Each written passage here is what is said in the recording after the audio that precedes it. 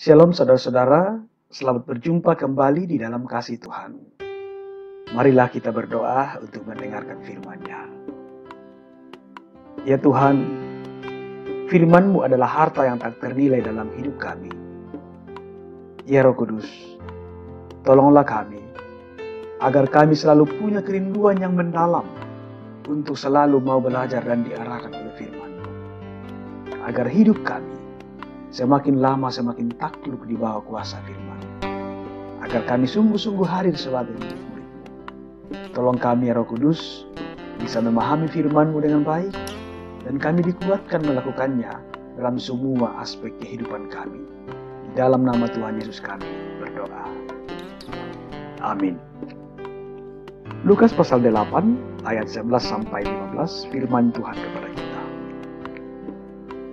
Inilah arti perumpamaan itu.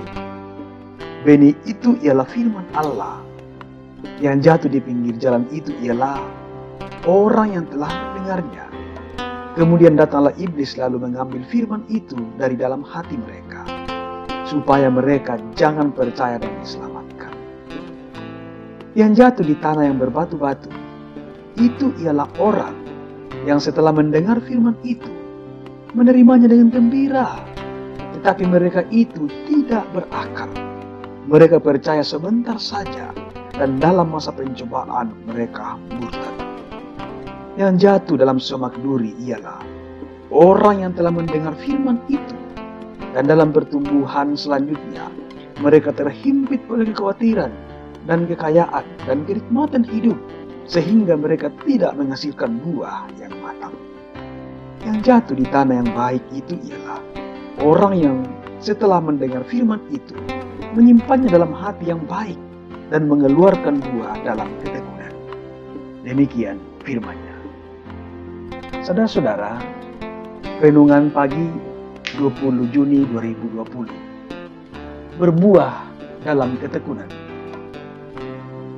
Dalam mitologi Yunani, ada seorang tokoh bernama Atalanta. Suatu hari, ia bertanding lari dengan lawannya Melanion. Karena Atalanta lebih cepat dari Melanion, maka Melanion pun memasang cara licik untuk mengalahkan Atalanta, karena sangat tidak mudah untuk dikalahkan. Ia melemparkan apel di sepanjang rute balap lari itu. Atalanta yang sangat terpikat dengan apel-apel tersebut, akhirnya berhenti untuk mengumpulkannya. Akibatnya, Atalanta pun dikalahkan oleh Melanion. Saudara-saudara, mengikut Tuhan bukanlah tugas yang sepele. Tuhan Yesus dengan terang-terangan mengatakan bahwa seorang bisa saja meninggalkan Tuhan. Dan setidaknya ada dua penyebab secara khusus dalam bacaan kita pada hari ini. Yang pertama, iman bisa gugur bila tidak kuat menghadapi pencobaan dan ujian. Ayat 13 bacaan kita. Itu disebabkan karena firman hanya mampir sejenak dalam hidupnya. Dikatakan, diterima dengan sangat gembira. Gampang diterima, gampang juga perginya. Isi come dan isi go. Ketika pencobaan datang, maka mereka murtad. Yang kedua, iman juga bisa rontok ketika kita dihimpit oleh kekhawatiran, dan juga ketika kita dibuai oleh kekayaan dan kenikmatan dunia. Penyebabnya adalah karena iman tidak murni dalam hatinya. Iman mereka bertumbuh bersama dengan hal-hal atau pikiran-pikiran yang bisa mematikan. Karena itu, jangan sampai kita meremehkan tantangan-tantangan yang bisa menggoyahkan kita. Oleh karenanya saudara-saudara, jika ingin tetap tahan dalam iman, biarkanlah hati kita tetap menjadi tanah yang baik untuk menerima firman-Nya.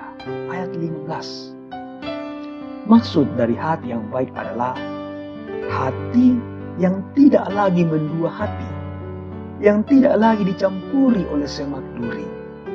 Hati yang tidak memberi tempat lagi bagi hal-hal yang bisa merusak kemurnian firman Tuhan dalam hidupnya. Hati yang sungguh-sungguh terarah kepada Allah. Hati yang terbuka bagi pekerjaan Roh Allah. Hati yang mau dibentuk dalam kesehariannya. Hati yang seperti itu menyimpan firman Tuhan dengan kesungguhan untuk dilakukan, bukan sekedar diketahui lalu hilang tanpa bekas. Bukan sekedar fasih untuk diucapkan, tetapi tidak ada dampaknya. Saudara-saudara, menyimpan firman Tuhan dalam hati yang baik, itu kerinduan Tuhan Yesus kepada saudara-saudara dan saya. Namun tentunya, itu sudah pasti merupakan satu proses yang tidak gampang. Itu memerlukan sebuah ketekunan. Dalam bahasa Yunani adalah hupomone. Ketekunan. Ketekunan bisa berarti kesabaran, daya tahan, dan kesetiaan setiap hari untuk dilakukan.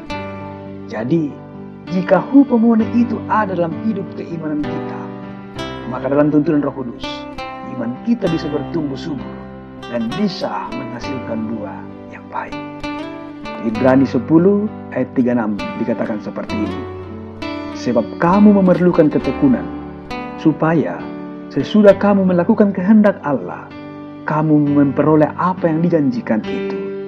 Karena itu saudara-saudara, mari merawat iman dalam ketekunan. Tuhan menolong kita untuk berbuah dalam ketekunan iman. Haleluya. Amin. Mari kita berdoa. Ya Allah Bapa yang Maha Kasih, syukur atas anugerah kebebasan yang Engkau tanamkan dalam kehidupan kami. Dan syukur atas semua firman-Mu yang selalu Engkau siramkan atas hati kami. Kami mohon Tuhan, bantulah kami agar kami mampu menerima firman-Mu dan menumbuhkan dalam hati kami. Dan pada saatnya dengan tuntunan Roh Kudus bisa berbuah lebat. Sehingga benih firman-Mu itu senantiasa terpancar dalam setiap pikiran, perkataan, dan tindakan kami, dan terus memuliakan nama-Mu.